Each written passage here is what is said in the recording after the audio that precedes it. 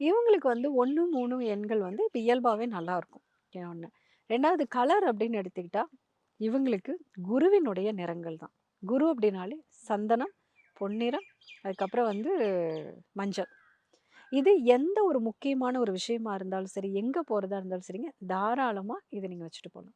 இவங்களுக்கான ஒரு தெய்வ வழிபாடு, ம். வாழ்வியல் பரிகார முறை. இத நீங்க பண்ணிட்டே இருங்க இந்த ஒரு வருஷம் பூரா. தனுர் லக்னம் ஜெயிச்சுருவீங்க. அப்டின்னா என்ன பண்ணலாம்? முருகர்.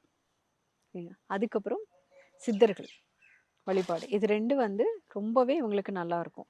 அதுக்கப்புறம் விநாயகர் வழிபாடு, ஹனுமன் வழிபாடு. இது 2ம் அதுக்கப்புறம் வர்றது. இது எல்லாமே இந்த 4ம் இவங்க பண்ணலாம். இந்த கோவில்களுக்கும் இவங்க வந்து போயிட்டு வரலாம். இதுக்கு அடுத்து அப்படின்னு பார்த்தீங்கன்னா, இல்ல நான் எளிமையா எனக்கு வாழ்வியலா வேணும் அப்படின்னா, யாரை நாம் குருவாக நினைக்கிறோமோ, அந்த குரு கிட்ட ஆசீர்வாதம் வாங்கிட்டு ஒரு செயல செய்யறது. எந்த புது முயற்சி செய்தாலும், அவங்களுக்கு போய் வந்து பார்த்தீங்கன்னா, வெத்தில பாக்கு, பழம்லாம் வச்சு அந்த குருவ நேரா போய் பார்த்துட்டு, அவங்க கிட்ட ஆசீர்வாதம் வாங்கிட்டு வந்து அந்த காரியத்த தொடங்குனா சக்சஸ் ஆகும். அதேபோல பக்கத்துல வந்து இப்ப உங்களுக்கு கோயில்லலாம் யானை இருக்கு அப்படின்னா, இருக்கு. யானை கிட்ட போயிட்டு ஆசீர்வாதம் வாங்கிட்டு வர்றது. 3வது வந்து குழந்தைங்க.